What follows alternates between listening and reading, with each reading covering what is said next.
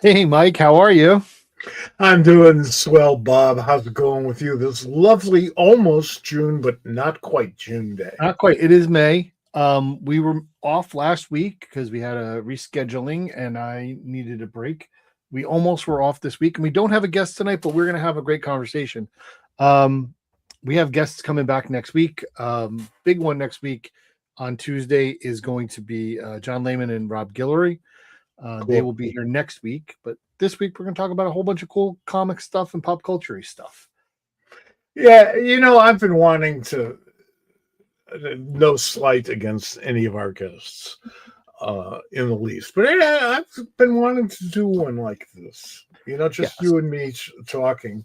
Um, I think it would be nice. It would be nice for me personally. I think it would be nice for all the folks out in Etherland to get to know the two of us a little bit better. So let's do Yeah, that. we got a bunch of topics we're going to talk about tonight. We're going to start off with something that unfortunately we start off with too often, but there was a passing in the community, and that community is large and it is encompassing. It is the fandom community, it is the science fiction community, it is the comic book related community, it is the music community. And so this past weekend, Ted White passed away at 88 years of age. Um, and I know he meant a lot to you. Yes. He was the a Hugo Award winner in 1968. He was the at one point editor of Amazing Stories and Fantastic. He was a music critic and a disc jockey and um, an editor of science fiction and a writer of science fiction. I mean, just so many things, and just someone who seemed to be, from everything I've read, just someone who enjoyed being a fan in many ways. Yes. Yeah. Yeah. I mean, he had his opinions, as most critics do, and he would fight for his opinions, as he did once with me over the warp plays. But we'll talk Really? about Oh, that. I'm looking forward to this conversation. But it was a friendly fight because he had his opinions, I had mine, and that's fine. That's wonderful. Ted was there editing these two science fiction magazines called Amazing, which was the very first, started by Hugo Gernsback back in the rock pounding days, and Fantastic, which was sort of a sequel to Amazing. Went through a lot of editors, many of whom gave their names unwillingly to Julie Schwartz for him to name characters. He named a lot of them after science fiction friends. Sorry, and Julie was a science fiction agent as well as one of the original science fiction fans when it became organized back in the early 30s, late 20s, along with Mort Oisinger and others. Um, Ted revolutionized those two magazines, brought in a lot of new talents. He was very aware of what like Michael Moorcock was doing out in England with the New World stuff. Brought in a lot of that energy. Um, Even discovered a science fiction writer who had only written two stories, both for him, one for Amazing, one for Fantastic. And he really, really loved the opportunity. He didn't have time to write more.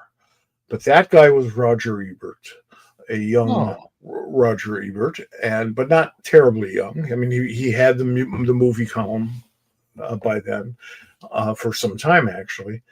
Um, Ebert and I were friendly because he was a comics fan and a science fiction fan, as was I, and he hung out with the Chicago Seeds staff a lot. So we went to the same pizza place, and it's a great pizza place. It's still around, and had this wonderful time. But I'll tell you a story about Ted White and Roger Ebert, even though the two of them, I'm not sure they had ever met. Roger comes into the newsroom, the city room at the Chicago Sun-Times, which is where he was writing his movie column. And in those days, it was just like you saw on television. Everybody had their own little table, their own desk in a big ass room. There's a horseshoe desk over somewhere for the copy editors, and and everybody would like be talking to one another and smelling each other's cigars and stuff. Oh, what great times! And by the time I got there, they lost the candlestick telephones, and that pissed me off. But Roger comes in, and I knew this was going to happen because he told me so. And everybody starts applauding him. Why? Because his first piece in Esquire magazine was just published. And that's a really big deal in those days. This is the 1960s and very late 1960s, 1970 perhaps. And Roger accepted, smiled, waved at people, thanked them for their support, and handed out copies of Amazing Stories. Here's my latest print. Boom. That's great. I thought that was so damn cool. And here, the funny part is, Gene Siskel, who was over at the Tribune doing much the same thing, also a comics fan. I don't know how much of a science fiction fan he was because the topic never came up. But he didn't know that story about Roger until I told him. Now you'd think that's crazy. Yeah, I know. Well, it was before the TV show started. So you met Ted White, and you were a fan of his work. He was. Did he go to the pulp shows and stuff like that? Was that something he continued to do? Not a lot, at least not a lot of the ones I went to, and I didn't see his name in the ads back in the days when they would advertise who was at a convention. So my belief is that he didn't do a lot of that. He lived out by you, in the Washington, Baltimore area. Yeah. And that led to our interesting several-month-long discussion about the play Warp. Warp was a 3-part play. In other words, you had to go back twice to see the whole thing. It was science fiction, very Jack Kirby, very Marvel Comics. To a certain extent, it embraced all of the comics genres or milieus. Stuart Gordon was the director and co-writer. Lenny Kleinfeld was the other writer. Great actors came out of that. The Organic Theater Company was just this wonderful place that I was proud to be associated with for a while. And I produced my first comic book for that. And that first comic book is what led to First Comics, because I needed to prove to people, I can make a comic book. I'm sorry? It was your first comic book for first comic. Right, exactly. First comic. Well, it wasn't the first no, comic. Because I owned it, and it was a custom comic for the Organic Theater Company. Oh, okay. Joe Staten penciled it. Bruce Patterson lettered and colored it. Paul Kupperberg dialogued it. Stuart and I did the plot, and Paul, of course, fixed it.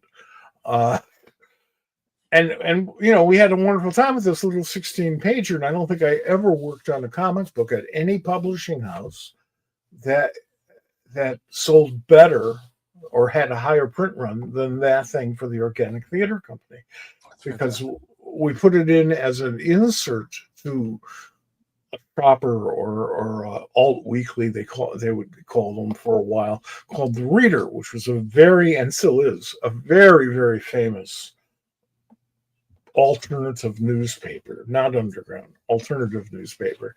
so that we really didn't quite compete. Chris Evans got his start there. Lenny Kleinfeld actually wrote for them. So it was inserted in this thing. Now, this was the go-to thing every like Thursday night, Friday. You'd go and grab a copy of the Reader, which was like 3 sections long. It was huge. And you'd figure out what you wanted to do for the weekend, what's playing at different bars and movie theaters and plays and all that other shit. And it was great. And we had hundreds of thousands of copies inserted into that. I think it actually, we actually distributed more copies of that than we did later on of Shatter, which in terms of a commercial comic was my all-time bestseller. Really? Yeah. Oh yeah. Oh yeah. It was Even with the DC stuff, or is that you're saying yours separate? Like there were DC, no, including the DC stuff. including the DC. Yeah. Now, since we're talking about DC, then immediately I would be told, well, of course, we count sales in terms of dollar volume. So the retail dollar volume of a comic book was whatever, 100,000 times $1 or $2 or $20 today. I don't know how much it is. And Right. It's a lot. And the freebie was free, and Shatter was like $1.50 or $1.25. I think. I forget. I think it was $1.50. They started out $1.25. Yeah, I think that's true. And we were on the front page of every newspaper in America. Sure. That was the second time I had gotten that. The first was the Superman Muhammad Ali bit, but that required me to work hard and do a big stunt to get it in the paper. But that was fun. Anyway, Ted read our adaptation and said, this isn't what the play was about. Okay. Now, he hadn't seen the original play in Chicago, or it toured a little bit, but it was a different production done in Washington, D.C. Okay. Which I had never seen. So it's possible that they changed some stuff. But was Stewart involved with that production at all? Oh, well, they licensed it. Yeah. Oh, okay. They licensed. I don't know if Stewart did anything more than that. I never asked him, and now I can't. But from our conversations over that several month period, because it was serialized over 9 issues of Warp Comics, it became clear to me that no, Ted was comparing it to the warp he saw in his head, which is, by the way, the job of a good play, I think. Well, but it wasn't necessarily, so it was in his head, but not necessarily what he saw on the stage. Right, the story elements. Now, we changed a few towards the end because we had an ongoing comic book and we had to set stuff up. Sure. And I conceded all of those points because that those parts weren't really an adaptation. But after a while, and we were really fiercely discussing this, not that we weren't having a good time, but we were fiercely discussing this. I was just getting to that point where, you're beginning to think the person you're talking to is just taking this too seriously. We're getting kind of close to that William Shatner get a life moment. And Ted never hit that level. He came right up to the edge. And then all of his immense storytelling knowledge kicked right in. And we went forward from there. Last time I was in touch with him was about 2 years ago, maybe 3 years ago. Yeah, it sort of faded since then, but he was referencing something I had written for this Pop Culture Squad thing. Really? What did he have to say about it? He had something to say about my column, and about Yes. why I was probably full of shit about something. And Okay. I probably was. Right. It's fandom. We get to do that. Yeah. We get to, and he So knew it. that's awesome. So, I mean, I just want to talk about Ted just for another minute or two. I mean, we've talked about his opinions, and he had plenty of them, but also, he contributed things like so he co-wrote or he wrote this Captain America novel, right, which It is a novel adaptation.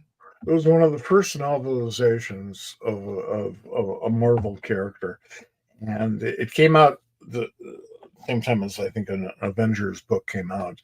Um, the Great Gold Steel. Now, I haven't read an enormous number of comics novelizations. Um, I've read quite a few over the last 60 years or so. Ted was one of the first, and in my opinion, easily the best. Really? Easily the best. Marvel should reprint that. They should adapt it into a graphic novel. But you go out to your friendly neighborhood drugstore, and the comic book rack is next to the paperback rack. Sure. So, yeah, the little This is spinner 50 racks and cents. stuff. Yeah, This I is know. like 3 comics. 4 at Was the it time. 4 back then? You think Yeah, so? yeah. Was it Oh, that? yeah. Um, Yeah. so not only that, he also wrote another book that Marv co-wrote with him. Marv Wolfman co-wrote with him. That was his Doc Savage pastiche, essentially. Right. Um, and but the other thing that I wanted to talk about was he was also, like I said, a fan. And I'm going to post in the comments. It's a link to the Comics Journal interview that Ted did with Stan Lee. I think it was 1968 that he interviewed Stan Lee, and it's a fantastic interview, to be honest with you. And so I want people to be able to see it. And I recommend anybody who's watching or watching this now or later, go into the comments and you'll see it.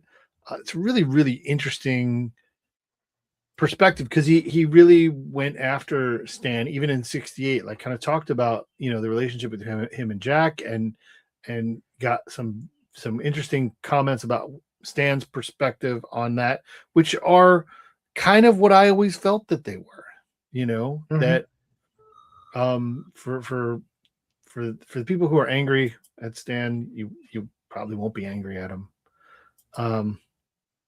But anyway, I recommend that. So that's in the comments as well. I'm not. I need to go on the record here. I'm not angry at Stan. Most of the complaints about how there all this stuff wasn't he had no hand in the creation. He just put his name on it and stuff.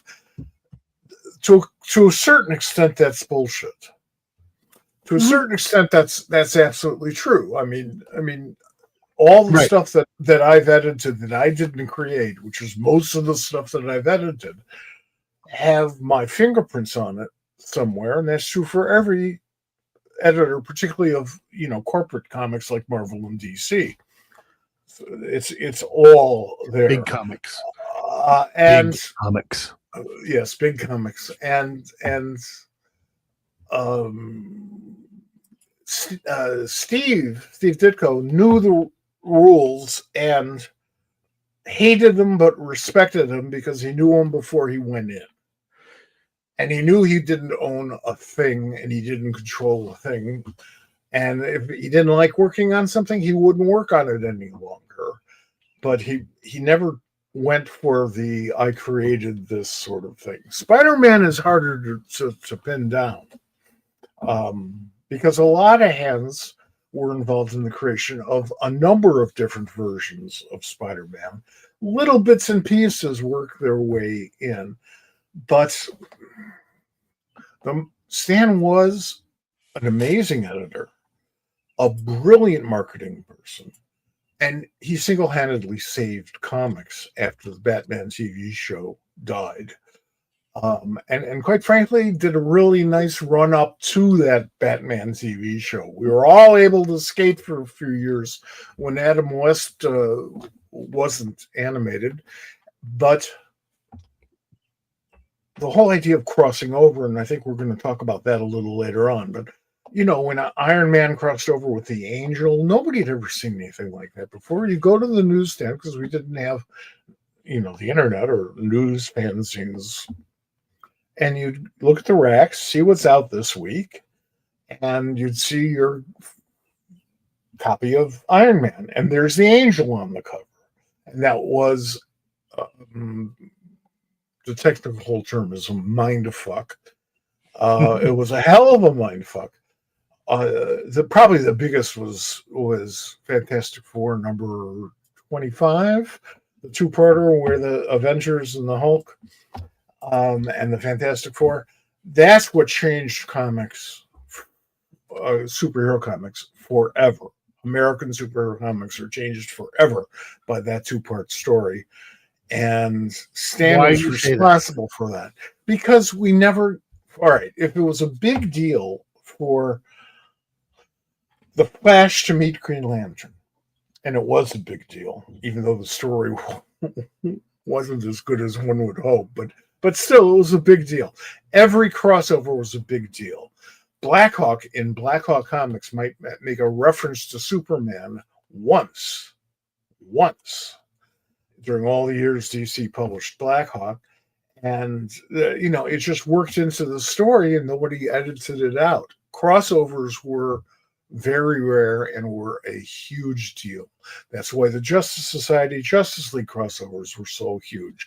But the Crisis on Earth 1, Earth 2 that preceded it, where the DC Silver Age characters first met up with the DC Golden Age characters, that was a remarkable event. That's the first part of it. The second part, no, wait a moment. The second part was issue 20. Thank you.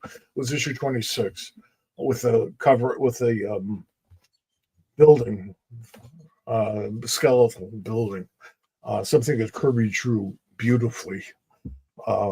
If you happen to have a copy of Captain 3D, Kirby's 3D work looking down on a skyscraper under construction is one of the most breathtaking pieces of 3D art I ever saw, and is real proof that Jack was a genius beyond our understanding, because everybody else was doing 3D the way they did it on SCTV with everything popping out at you. Jack buried it in. So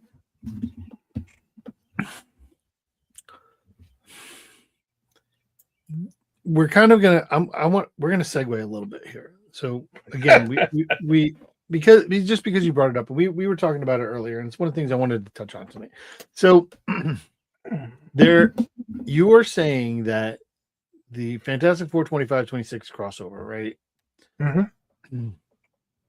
Changed comics because of the crossover, right? Is it because of the crossover that made it different?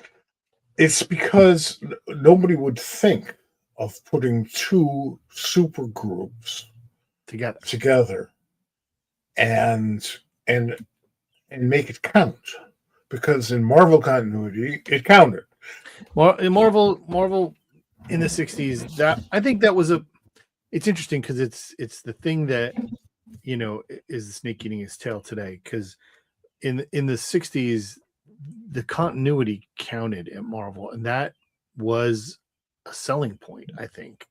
Absolutely. It was also less convoluted than it had to be today. Well, obviously that's the case, right? Obviously it was less complicated. There was only 25 issues to have to worry about, right? Right. Not 1,000. And you didn't have to keep doing it every month. You'd only have to do it for like a couple of years. And today we're we're inundated with continuity, and when there are people out there, or whether they're writers, whether they're editors, whether they're fans, and they get obsessed over this continuity matching with what they is in their head, similar to, you know, to Ted's Right. concept of, warp and what it was in his head. You get it becomes a headache. We were talking earlier about um uh World's Finest, and where Travis Morgan is now in it, and it's constantly, it's going there's Travis is in the current current issue. storyline. Yeah. The issue, my issue though is this, and I said this earlier to you off the air. I just want to read the comic. I just want you to give me a story, and I want to read the story. I don't want my writers to have to account for something that's going on in another thing all the time. I just want them to, and it's one of the things that a lot of the runs that I'm enjoying currently have been able to not have to do that. Wonder Woman is doing whatever Wonder Woman is doing. Wonder Woman is doing it in Wonder Woman. Pretty much. Yeah. And it stays in Wonder Woman, and that's fine. We have, Nightwing's pretty much been kind of mostly on its own, even though other things that Nightwing has interacted with things, but pretty much tries to stay outside of it. And that's the things that I enjoy, and that's why also I enjoy so many creator-owned stuff, because it's just continuing the story from point to A to point B, and the next issue is going to tell me either something that's in that same storyline, the next thing that happens, or give me something back issue, or take me in a different direction. But I'm not having to deal with whatever some other writer wants to talk about, what they want to do with Superman and how that works. And now Superboy Prime is like the most convoluted character in DC currently, and I didn't think that would ever be possible. Well, it is a challenge. That's certainly true. Continuity is great as a backstop, and there are elements of continuity that you can look at and go, wow, that would make for a great story, particularly a great sequel. But you can't maintain perfect continuity over the course of 80 years. No. You can't retrofit continuity to fix all of the errors that come up with not just carrying over from the earliest days, but from 2 months ago when there were 7 different Spider-Man stories out there, and you had to reconcile them in order to figure out what's going on in the Avengers. Dick Giordano used to say that continuity was great as long as you didn't let it get in the way of a good story.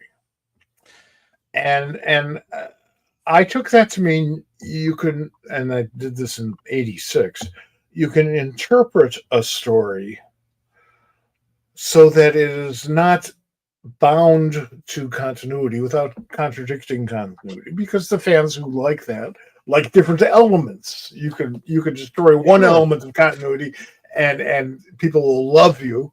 Doctor Who fans are going through that right now. And another one, and they'll wind up shooting you, so right. I'm gonna stick to, I'm gonna come back to Superboy Prime just for a second here, because it's I'm not currently, I know he exists currently in somewhere in the DC universe. He is being used in some reign of the Superboys, which I'm not reading. I don't know where that is. I'm reading that. Okay, I don't know where it is, but it's in books that I don't necessarily read. And Superboy Prime is a great example of a character who has been a tool for writers. His introduction, I bought off the rack that issue of DC Comics Presents number whatever it was, 126 or I don't know, something like that. I bought it. I loved it. I thought that was really a great story. And then he showed up in Crisis on Infinite Earths, and he was there. And then all of a sudden, he gave of himself and said, "I'm going to go and stay with, the original Kal-El with an L, and go there because I really don't have a place, and I'll just live there." And And I was like, that's a great story to this ending of this, because we don't have an Earth Prime anymore. There's only one Earth, right?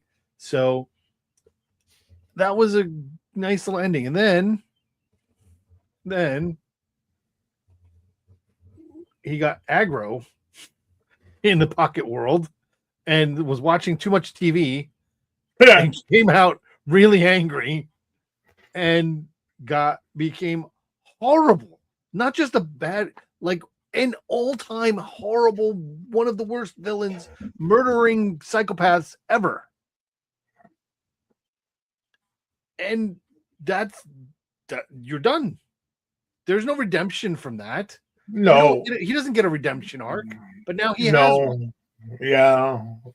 I don't disagree with anything you're saying.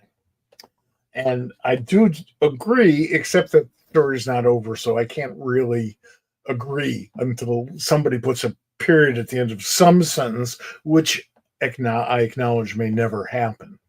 I'm reading Reign of the Superboys, also known as Crisis on Infinite Superboys. Despite the fact that I hate, and I've said so just about every week here on this SquadCast, I hate the fact that there are 400 Supermen and 400 Spider-Men and so on and so forth. 18 Superboys. And now Superboys. Right. As a matter of fact, you mentioned Nightwing before. One of my favorite characters currently being published, and that's been true for quite some time. And it occurred to me when you were mentioning Nightwing that I don't think we have another Nightwing. We kind of do in Krypton. Yeah. And there's that's cool. There's Nightmite. Right. But you're right. But that's like saying Krypton's no Superman. So there are different versions of Richard Grayson. Yes. But there's really only one Nightwing. He doesn't have any prodigies because he is the mold breaker. He is the I'm not going to be Robin anymore. Which I think we're damn close to him being Nightwing longer than he was Robin. That's probably true. I think it might even be this year. That feels true. Well, call up Marv. He knows. He's the one who told me. Right. Exactly. Good character. Easily my favorite character at DC right now. And I will say been true for a while. And the current run has been good for a while. That we talked to Dan Waters. If you go back and watch a previous episode, we had Dan Waters on, and we talked. He gave us a little bit about what we would expect with Dennis Cowan. And let me tell you, this is some of Dennis's finest work in the last 5 to 10 years for sure. He is really, really doing a great job. I'm really enjoying it. Well, I've been on the record as a big fan of Dennis. Well, I understand. Forever. And I've even said so in the book, The Art of Dennis Cowan. So I'm kind of on the record there. And I worked with him. I had the privilege, it was a privilege to work with him for 3 years or so. We did a couple of one-offs and of course, The Question. And I think I am bound to agree his Nightwing stuff is at least as good as anything Dennis has ever done. So Dan has a real advantage when I pick up his book because the artwork I'm already fond of. You know? Right. But again, we're back to the concept of where is. I just want to read the comic. Yeah.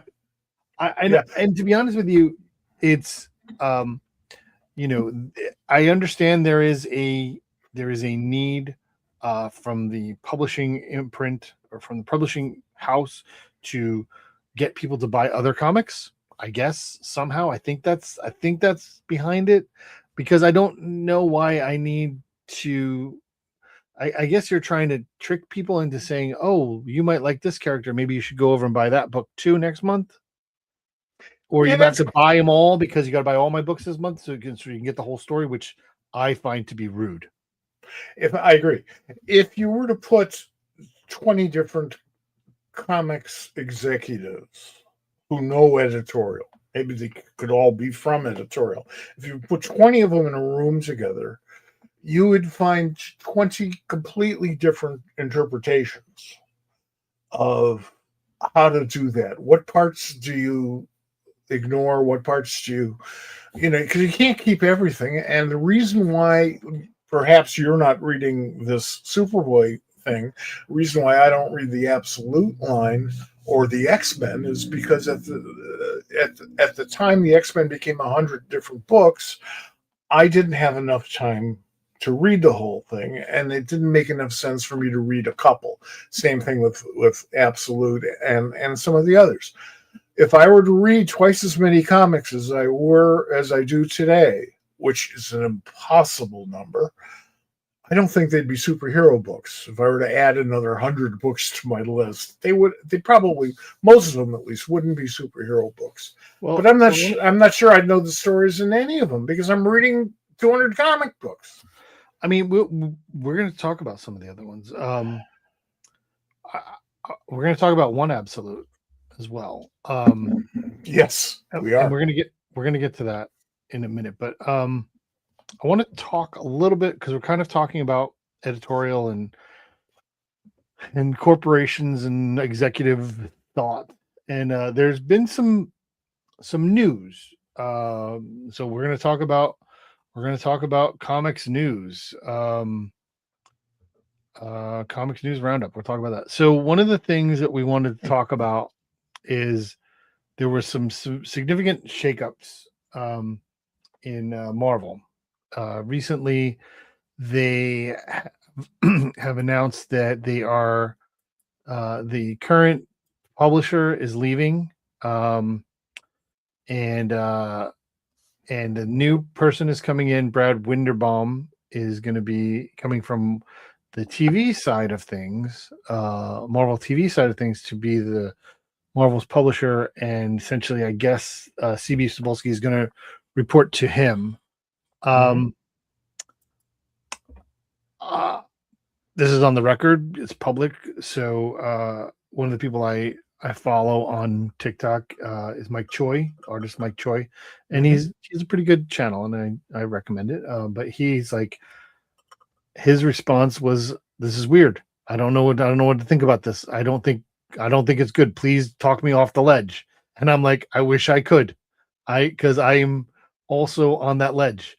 I am concerned over the future of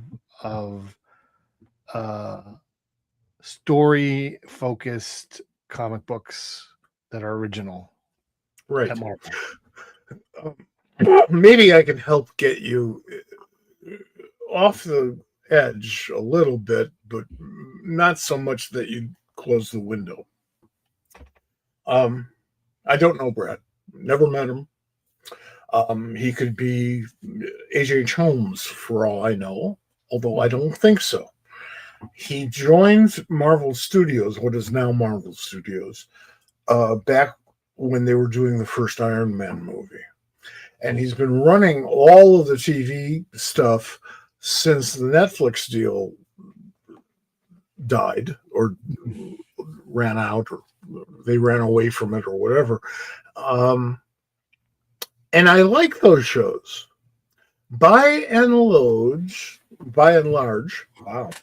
That's because I stopped to read that. By and large, those are very, very good shows. I would watch a sequel to any of them, and the latest Daredevil storyline just wound up, and I thought it was amazing, a high watermark for superhero television or caped television or whatever.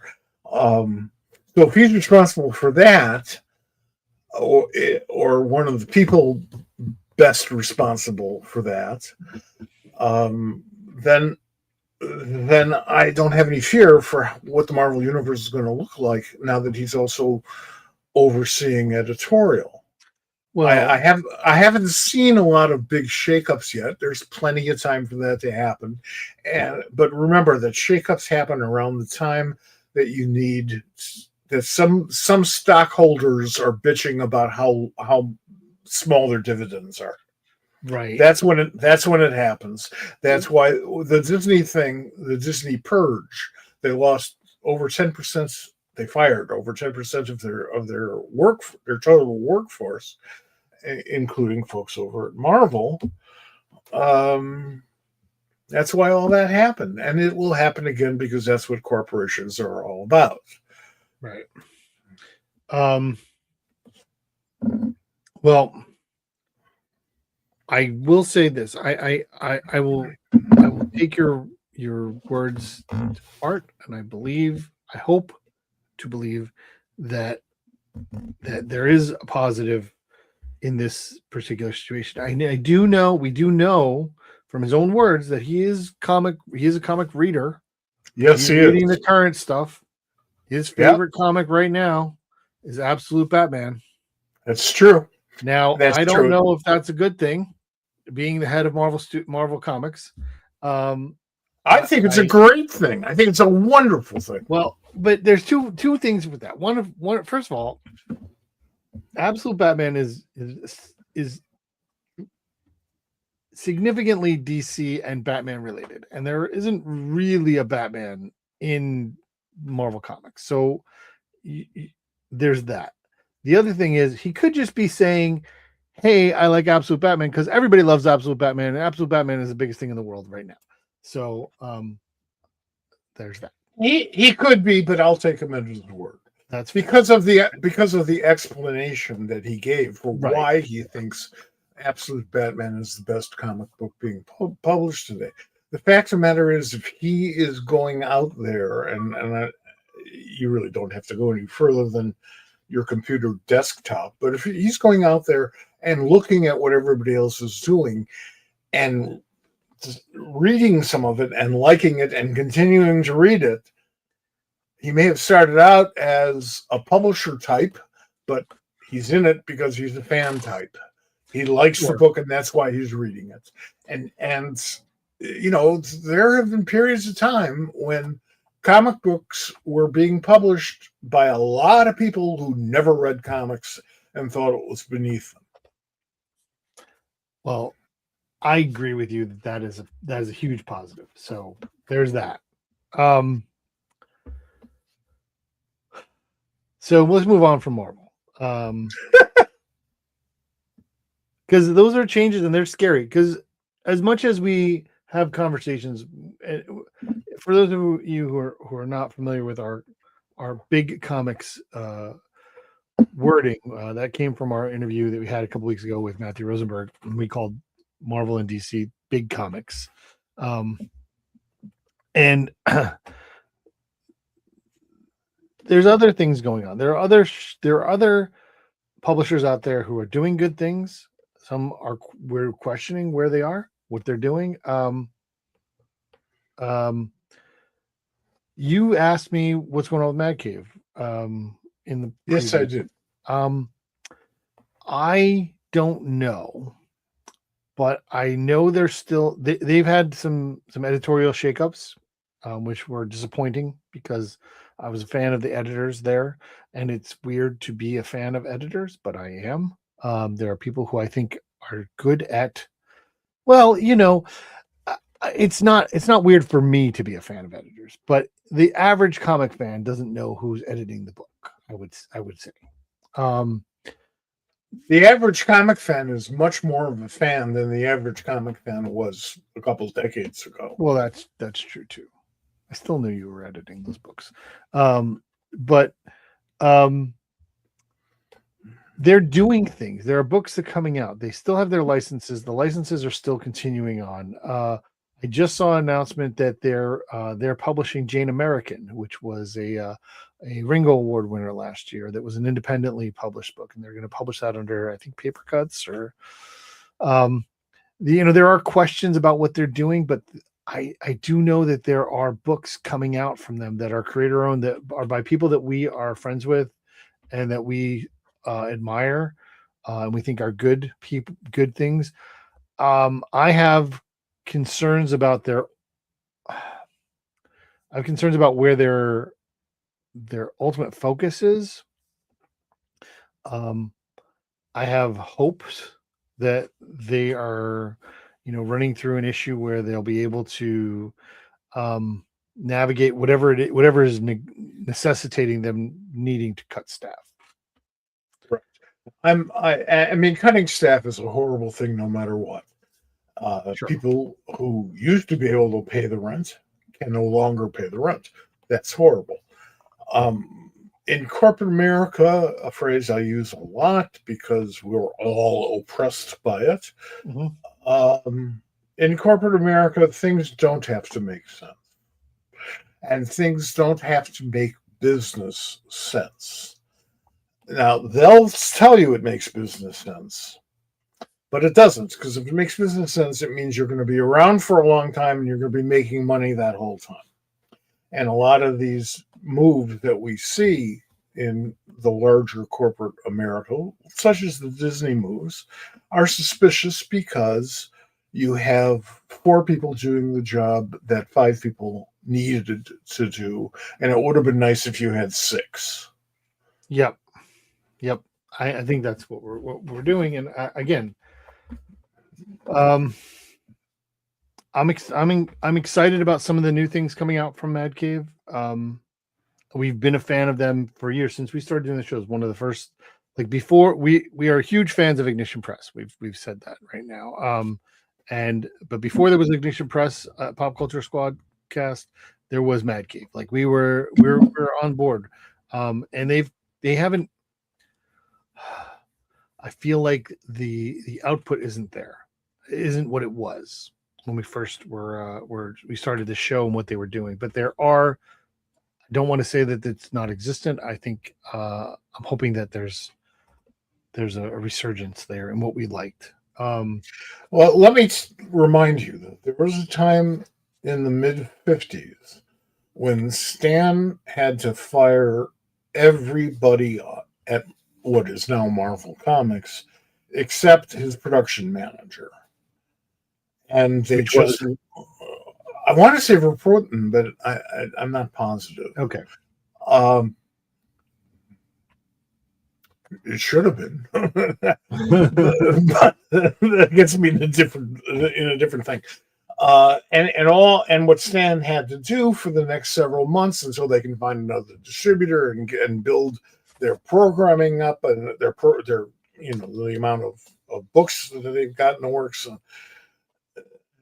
And the publisher had to hoard his financial resources because he didn't want to spend any of his own multi-millions. So he just published everything out of inventory. He had a lot of mystery stories and a lot of war stories and a lot of romance stories and a lot of whatever Millie is, and he had a stack full of unpublished original art, and they could live off of that for a while until they got back on their feet, and that's what they did. In the late 1970s, DC canceled half of its line after 4 days of bitching about which half, which was a crazy time. There have been books written about those 4 days. Yeah, I know. What I have read of that is all bullshit. Ooh, but I own one of those books. You own one? Yeah, one of those. Yeah, the Tomorrow's book. Oh, I haven't looked at that, and I like their work, so I probably should. Nonetheless, DC did not go away. Right. Although much of their staff, I don't want to say half, much of their staff did. And now, if you looked at the number of staff that they had at the end of 1978, you compare it to the number of staff they have today, it's like you take that 1978 number and you put a 0 at the end, and then you double it. That's how many employees they have, including freelance staff. It's publishing. It's a terrible business to go into. It's a stupid business to stay in. We do it because we got that ink flowing through our veins, or because we're on or we're really unsociable and we need to work at a place where we don't have to hang out with other people, or both. Both, of course. So I don't fear for the future of any specific industry, although many will always go the way, as I always put it, of the buggy whip, which, by the way, I stole from Stan Line's ex-wife. Stan was the writer, artist, creator of Ricochet. It's anything can disappear. Buggy whips aren't being made anymore, I suspect. Certainly not in an area where there's any animal rights activity.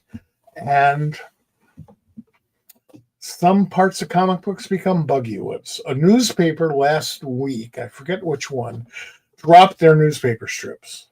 That used to be the number one reason why people bought newspapers. It was either for the comic strips or for the box scores, baseball box scores, or both. Sometimes the college football scores. But those were the two leading elements that sold newspapers. And then when newspaper, they've been cutting back on comics because they're expensive. Quite frankly, very few of them are really any good, but that's never a standard. The purpose is to get you back the next day, and therefore your comic section had to be better than, or at least more commercial than, the next newspaper's comic section, and didn't even have to be in the same town, because if you went to the drugstore, you'd see both of those newspapers. Maybe the one that had Little Abner was the one that you buy because you wanted to know if Little Abner was going to survive Mammy Yoakum beating the shit out of him once again. We don't have that competition anymore because we don't have very many newspapers left anymore. And they all have the same comics section, and nobody's buying newspapers because of the comics. They're going away from newspapers. They will live online, and evolve into like webtoons type of stuff. They have been already. We can't see into the future for a number of reasons. I think there's some moral and ethical reasons there, but we can't see into the future because there's no way you can predict most of that nonsense. It's not linear and it makes no sense. What we don't have radio drama. Well, they do in other countries. England, which is a large one. We don't have newspaper strips that have adventure stories anymore, with one or two minor exceptions like Dick Tracy and the Phantom, both of which are being published in comic book form by Mad Cave. Am I right about that? The Phantom is Mad Cave? Yeah, Phantom is Mad Cave. Yeah. Those are the only two continuity strips left. So that's a genre that is mostly totally gone. But we have all these comic books. We have graphic novels. We have these YA titles. We have more different versions of comic art storytelling than we've ever had in this country before. And nobody could have predicted where we would be today. I'm not worried about where we're going to be 20 years from now. Well, pretty much because I know where I'll be 20 years from now. But the fact of the matter is, we'll have with any luck, we'll have enough cool shit to make it through the day. And we almost always have. Money is another matter, but the cool stuff that's out there, there's always been great movies, no matter how badly the movie industry is doing at any given point. There's great television today, despite the fact that broadcast television is coughing up blood. Comics will survive in one form or another. We've gone too far. And quite frankly, those comics fans who are pissed off about the Marvel movies or the DC movies, all the TV shows or any of the TV shows. It's quite a fad. It's the thing to do right now is to put all that shit down because we have seen hundreds of these things, literally, not kidding, all within the last, 15 years. I get that, but that stuff is bringing in attention. I don't know if it's bringing in the sales because you can't find comic books, but it's bringing attention to the medium, and it's up to the medium to take advantage of that attention. I agree. I think those are all fair points. I am 4 weeks ago, I would say we are in a golden age of comics. We are in a second golden age. And I think that this doesn't change. Like the comics that are coming out today, the quality, the consistency of high quality comics is at a level we haven't seen in the last 20, 30 years. In this country, and will before that. Perhaps right. Ever. Perhaps ever. These corporate problems or corporate changes make me more nervous about it. But again, I'm encouraged by the comics that we're getting, and I can continue to hope that will be the differentiator, and that we will continue to get that. I know that the people out there making comics are as enthused and excited about doing it as they have been. So that's true, and I hope that will always be true because it's that enthusiasm that comes up from fandom and gets into the medium and makes the medium live and breathe all the more. So I like that process. I hasten to point out that we've been talking about Mad Cave, and the Phantom is part of Man Cave, and every comic book publisher of a certain size, which doesn't mean a big publisher, has published the Phantom since 1936 when the newspaper strip started. Even I was involved in a couple of those attempts, and I loved working with Lee Falk. That was one of the great things in my life. But the Phantom that people are going to be reading tomorrow is not the one that you're reading today because time changes, it grows. Will Mad Cave be able to live off of that? And Dick Tracy, everything I just said about the Phantom is true of Dick Tracy as well. They are doing those ancient properties with an enormous amount of originality. You may be pissed off that that's not the way it really happened back in the newspaper strip, and that's true. That is not the way it really happened. But the characters are right. The characters are doing what those characters do by and large. They get together and do better things, or at least more interesting things for the reader, because the format is not the same as the newspaper strip format. You can tell a story, or at least a hell of a good fragment of a good story, in 24 pages just fine, particularly if it's heroic fantasy. And it's a biography, maybe not. Yeah, I think that's good. I think I agree with you. I think we're in a good spot. I have never been more excited to be a comics fan. I agree. I mean, I'm going to point out this. So, like, over the past couple of weeks, I've been able to catch up on some reading, which I'm very excited about. But like here's an example. Here are 4 different comics that ended. They're some of them longer that I've enjoyed reading. Like, there's two of the Ignition ones that ended. Voyeur and Roots of Madness are here.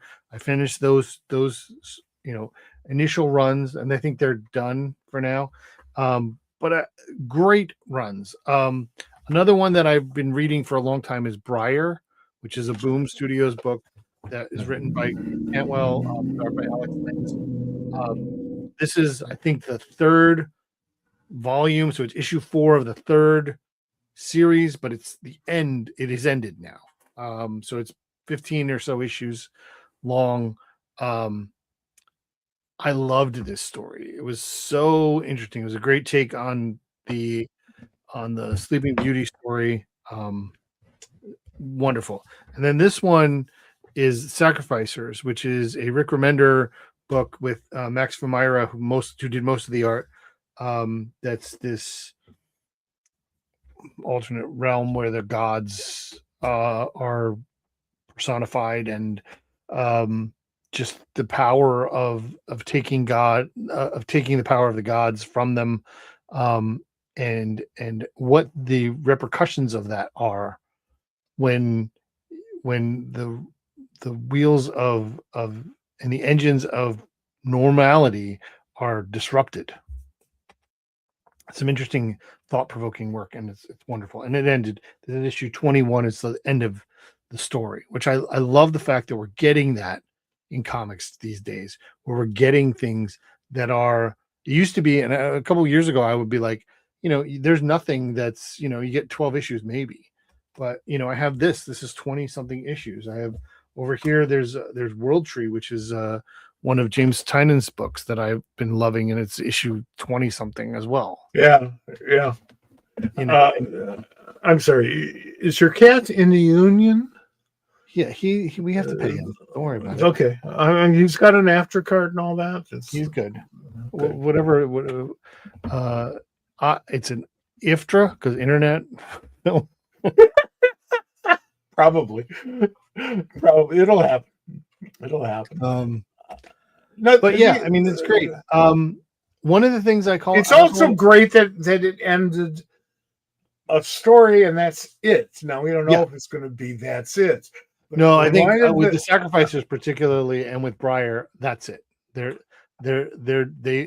had an ending. I am reminded that Dave Sim never did a Cerebus number 301. Okay. He could have. He could tomorrow, and he might, but I don't think so. I think he's pretty much done with that.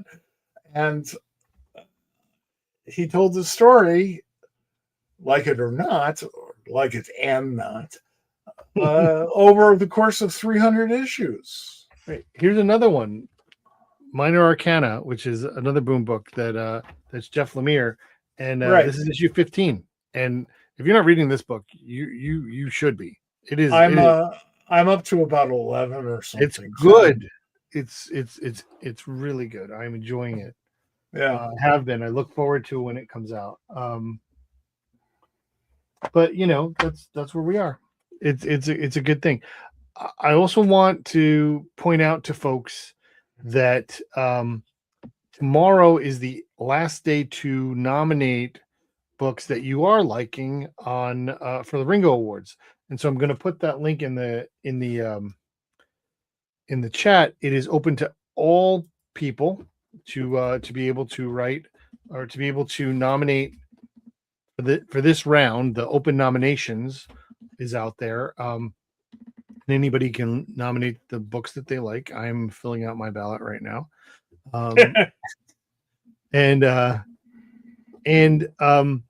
It's it's not, what I like about something like that is that everyone has an opportunity to nominate. It doesn't mean that they're going to get nominated. It doesn't mean that it's going to make the final list, but you get an opportunity to tell people what you think about comics, and everyone has that opportunity. I think that I like that concept. I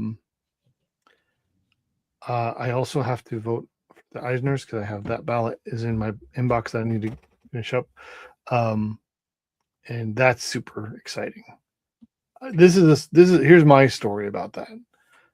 Many years ago, I guess Tom King was nominated for some stuff at the Eisners, and he texted me and said, "Hey, vote for me for the Eisners," and which everyone should do. If you're nominated, you should tell your friends to vote for you. I think there's nothing wrong with that. And sometimes it helps if you kidnap their child. Well, we don't have to talk about that part. We're just going to nominate. Tell your friends to vote for you. That's fine. Someone who's currently nominated also texted me not too long ago and said, "Hey, I'm nominated. You should vote for me." And I said, "Okay." That doesn't mean I'm voting for them, but just that's the thing. And I told Tom, Oh, that's clever. Because I respond with how much. no. And I'll tell you later who it was. But I responded to Tom and I thought, like, I don't have a vote for the Eisners. And he's like, well, you should. And a couple of years later, I now have a vote for the Eisners, and it's one of the most things I'm most proud of in this world. And I take it very seriously, and I make sure that I vote whenever it's an opportunity for me to do so, and to continue to keep that, because I think it's an honor. So I'm very thankful for it. I grew up with that philosophy back in Chicago, where there were elections about every 3 or 4 days. Mhm. And I would be out there for every one of them. I still do that. I vote for everything. Why? Because I'm an obnoxious little creep who wants to not be beaten up. Sure. So Absolutely. vote. So go vote. And remember that come November too. Yeah. So there's that. Let's change topics here. Move off of comics just for a second, because I do want to talk about that. I want to talk about some film and TV news, and how it relates to comics in general or pop culture. There was some interesting news this past weekend, and I didn't see it. I did not go to see The Mandalorian and Grogu, but it did come out this past weekend, and it has received a lot of bad press. Not the film, just the numbers of the film. I've not heard anything bad about the film itself. It's just that people are upset that it didn't make a lot of money. It didn't make the amount of money that they expected it to, or it didn't make as much money as other things have made. Opening weekend lasted until Monday. This is Tuesday. We had a 3-day weekend. And yes, they like to predict how much based upon the first minute's worth of ticket sales. And sometimes, they come pretty close, which annoys me. But the fact of the matter is, it's polite to wait until the sales, till the audience numbers, till the money numbers are in, before you decide whether something is a financial failure. And if you think it's a financial failure, think in terms of how movies work and how Disney works. Because what looks to you like a horrible failure could be a profitable enough movie, a fine movie. If you make it for $200 million and it brings in $300 million, that doesn't sound like a good percentage, but it's $100 million. Well, it's $84 million. That sucks.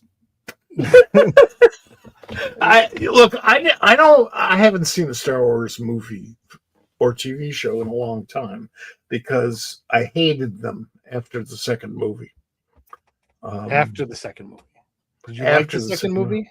I liked the second movie, and by the time I was halfway through the third movie, I wanted my popcorn money back. Well, I just saw the third movie again recently, and it's really terrible, especially the second half. But that's neither here nor there. I will, as someone who has watched The Mandalorian, I really thought The Mandalorian was some excellent television. A lot of people say that, and that's great. And I think to be honest with you, I think you would enjoy it. But my point is, this too film, many deserts. There's a lot of desert. There's a lot of deserts. Yeah. But this film, I didn't even know was existing until about like 3-4 weeks ago. Mm-hmm. And I find that to be shocking, to be honest with you, with the machine that Disney has behind them. I know about, like, isn't the Odyssey out yet? Like, how much can you, I've been hearing, like, it's got to be out. It's not out for another 2 months. I'm tired of hearing about it. I don't want to hear about it anymore. But this movie is like, oh, it's out this weekend. What? I didn't even know there was a movie. Well, I'm more perverse than you in that respect, at least, because I love to see just how all of these bigots are screaming about the casting choices. Oh You know, well, these. I'm very happy about that. The people screaming about the casting choices. I Oh think yeah, that's great fire. fun. And I'm not. I like listen. I The Odyssey is one of my favorite stories. I love that story. It's one of the things that I think the Odyssey is at the heart of all of the things that I love about storytelling. Um, It honed down to a sharp edge the whole art of heroic fiction. sure, and it's thousands of years old, right? Me But too. but and I am not a Christopher Nolan stan as many people are. I think he's a talented filmmaker. Um, I think he is a very opinionated filmmaker, and I think he makes films very specifically. And there's nothing wrong with that. It's just not always for me, which is totally Right. fine. Um, but I'm looking forward to this film. I'm looking forward to. I enjoy the speculation, the horror at Lupita Nyong'o being cast as Helen of Troy, the outrage of the theoretical Elliot Page being cast as Achilles, which I think is fine. Um, uh, and but again, this is all stuff like I said. There's a machine behind this film has people talking about it forever, and we didn't hear anything about the Mandalorian Grogu. So the fact that it had $84 million or $81 million over this weekend, which is not great, less than Solo, and even Solo had a lot more advertisement that movie was Yes, it had a than lot more this. presence. That's true. Why do you think this movie had got the short end of the stick? I don't know. I really don't. The fact is, it's essentially it comes. It is an extension of TV. Maybe there's something on that perspective that the TV and the film people didn't get see eye to eye or something like that. Because, like I said, there's three seasons of. I think there's 3 seasons of The Mandalorian, and then there's the Book of Boba Fett, which Mandalorian's in as well. So, all good, all fun. Building on each other. And I don't know what this movie's about, even. No, me neither. And that's the part that bothers me because I'm part of the audience that saw Star Wars, which narrows the world down to about everybody, and had enough and would need to be drawn back in. That's always possible. Always possible. If you give me some reason that appeals to me, to my desires. They've done nothing of that with this movie, or and not enough with many of their projects. They think that the phrase Star Wars is enough to drive it. And that's how they think of Disney because Disney used to be enough. The name Disney alone. People go, oh, it's a new Disney movie. You know? Well, we've had a lot of disappointments with Star Wars. And also, if you subscribe to the streamer for other reasons, it's free. I mean, it's just a TV show. You can watch it whenever you want. That's cool. Tell me why I should get out of my car, get out of my house, get into my car, drive a few miles, spend about $100. That's assuming I take my daughter with me. Spend about $100 for chickens and popcorn and gasoline. Oh, gasoline, $200, and watch this movie. It's a major effort to go to the movie theater. Granted, I'm an old fart. I grew up with neighborhood movie theaters. If I wanted to go to the movie, I walked around the corner, and that was a great luxury. And I saw it in a phenomenal, phenomenal movie palace. We don't have those now either. So there's not a lot of inspiration for a guy like me to go out to a movie unless you tell me why I should do it. Yeah. And that's not much to ask for. All the other people who advertise, not all, but many of the other people seem to be able to do that. It's it's a bit again, like I said, it was a bit disturbing in the fact that I'm surprised. I'm surprised that this movie came out with such little fanfare, and yet they're surprised that people didn't go see it. I mean, it's a holiday weekend. I'm not sure who's surprised. We don't know how Disney feels. They just got back to work today. All right. We're gonna wrap up fairly soon, but I want to come back to one thing. I want to talk about. I got something I want to talk about, and then I want to hear your opinion on something else. So, so I know you don't read the Absolute books, but Absolute Green Arrow came out last week or so, and I recommend it. I think it is. Even if you don't read the Absolute books, one thing about the Absolute books is, for the most part, for 99% of it, you don't need to read any of the. If you want to read one of them, you read one of them. If you want to read another one, you can read another one, but you don't have to read the other one to know it. That's one of the advantages. At least now we're still like 18 issues a max into it, 20 issues into it, but it's fine. Everything you need to know about this book is in it. There's one thing that happened in a previous issue in the Absolute universe that precedes this book. It is explained fairly well. It's written by Pornsak Picheshote. Raphael Albuquerque is the artist. It is I liked it. I thought I would like it, and I did. It seems to have been well received. Pornsak has become a fantastic writer. And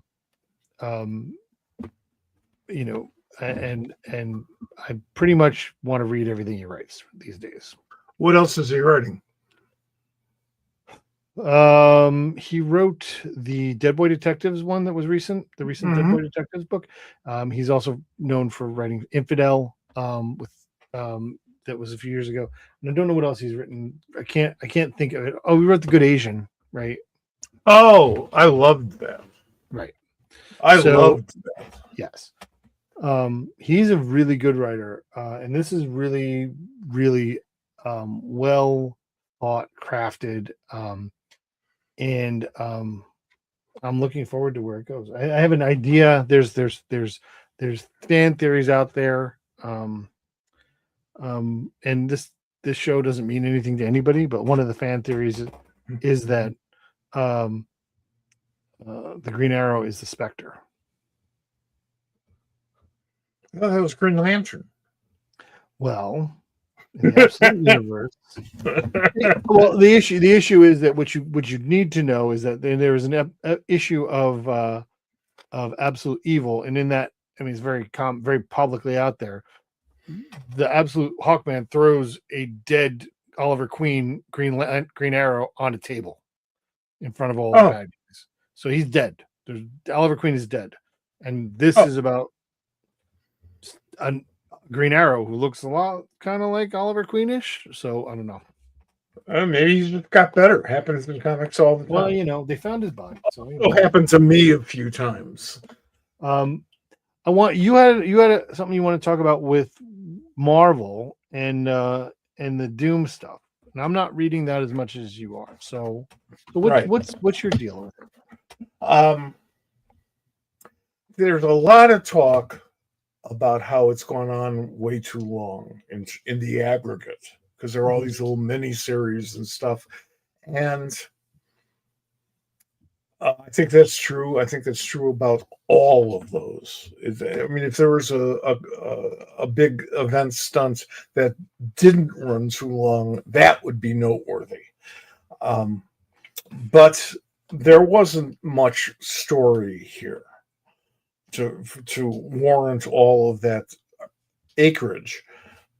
However, Ryan North's writing the Fantastic Four part, and he wrote the main miniseries, and he's writing, I guess, the new Doomsday series that comes out tomorrow, or Doom something, I don't know what, some sort of Doom.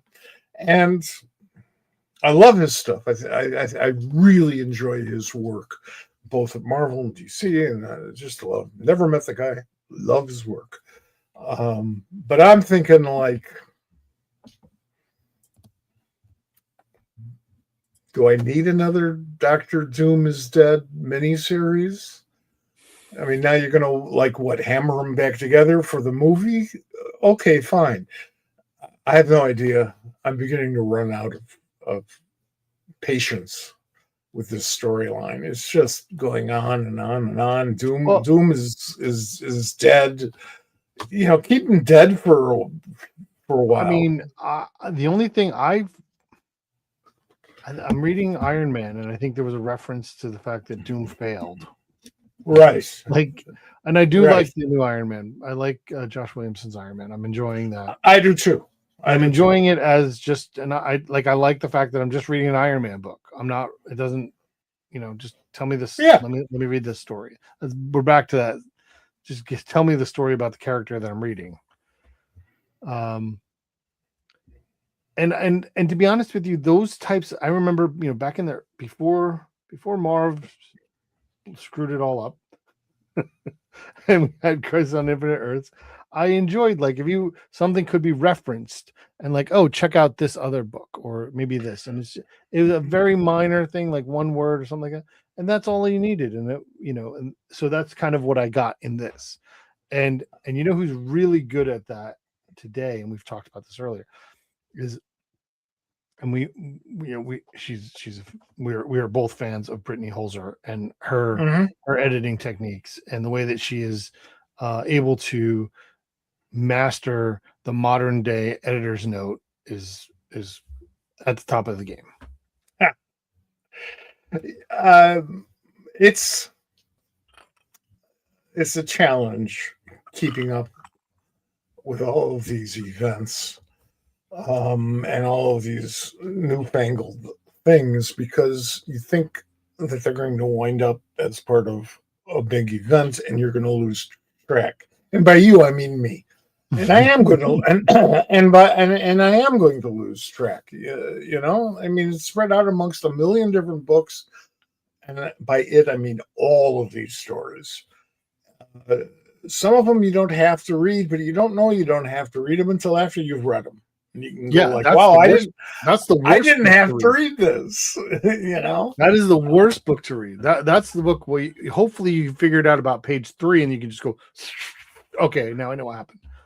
Yeah, that's not why I read comics. I want to have a good time. I know. And the endless stunts within stunts bit wore thin 20 years ago.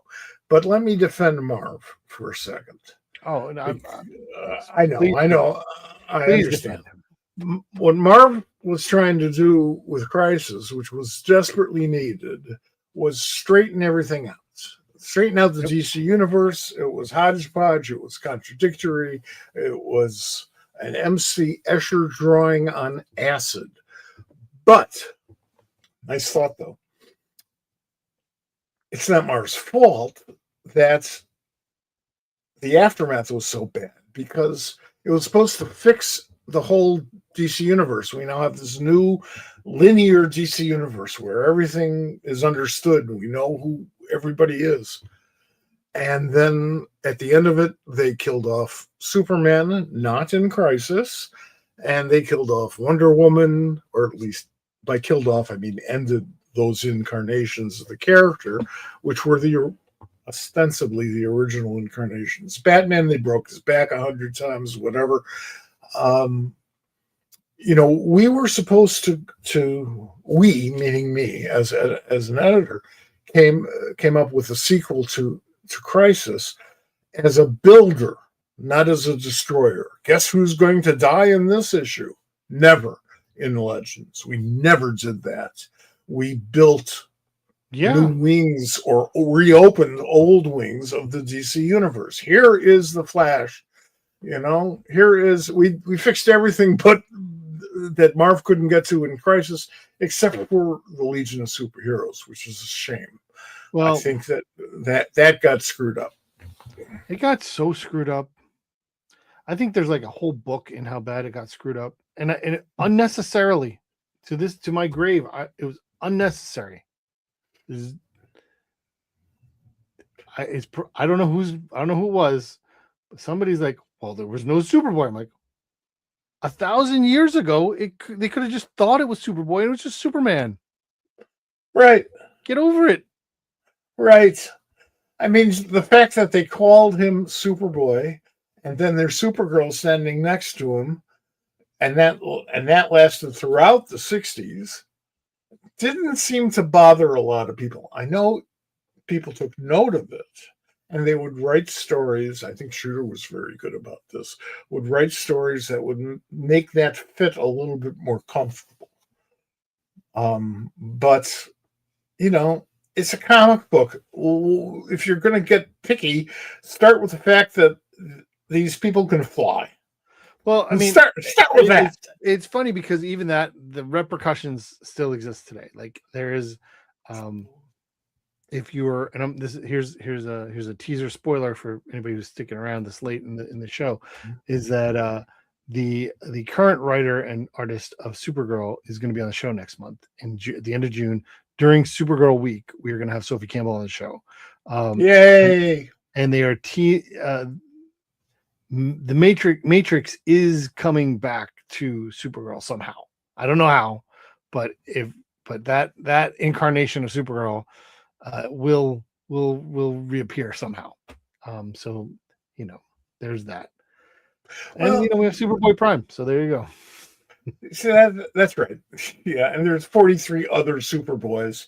How many Supergirls are there? There's a few. Like there's Matrix, there's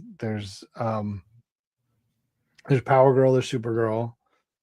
Because that's 3. There's probably another one. Then there's the one that's the Angel. I don't think that's the same one. I'm not sure. Yeah. You see, that's what happens. Yeah. It's like you need a master's degree. Well, then there was Power Girl, like after Crisis on Earth. If there's Power Girl, was like, well, what am I doing here? Because they didn't get rid of her. Well, she's been wondering that in various incarnations. It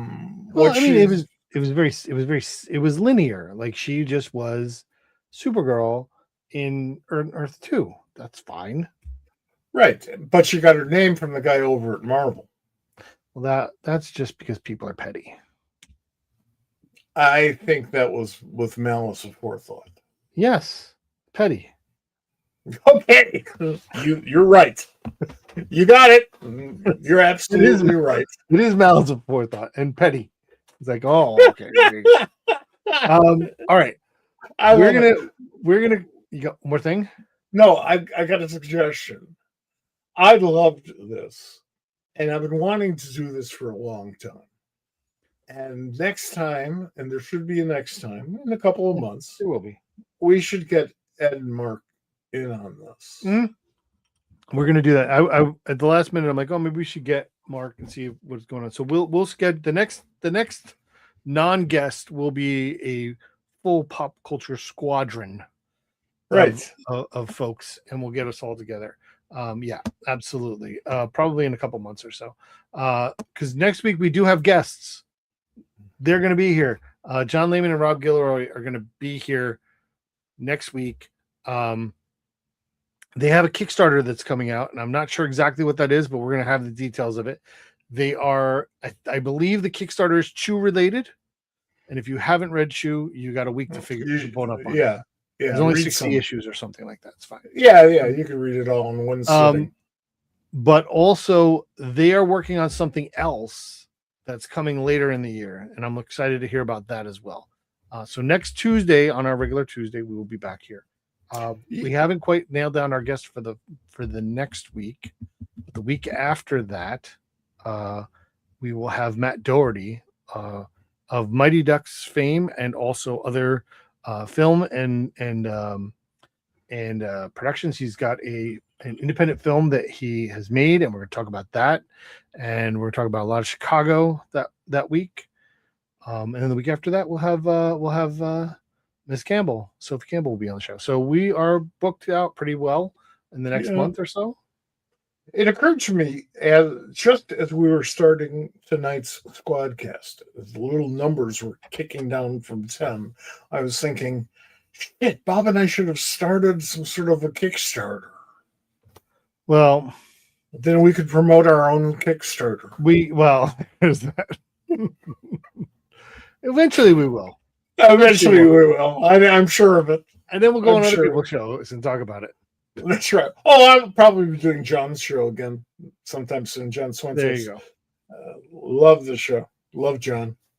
Folks, thank you for putting up with just the two of us.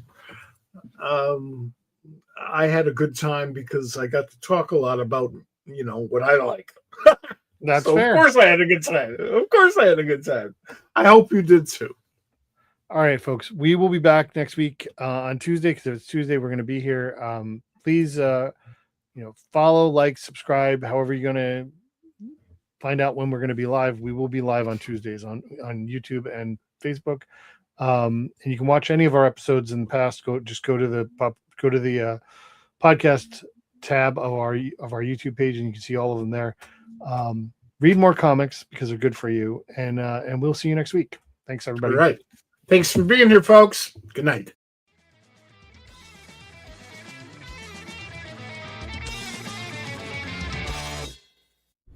This has been a production of the Pop Culture Squad Network. PopCultureSquad.com. How do you nerd?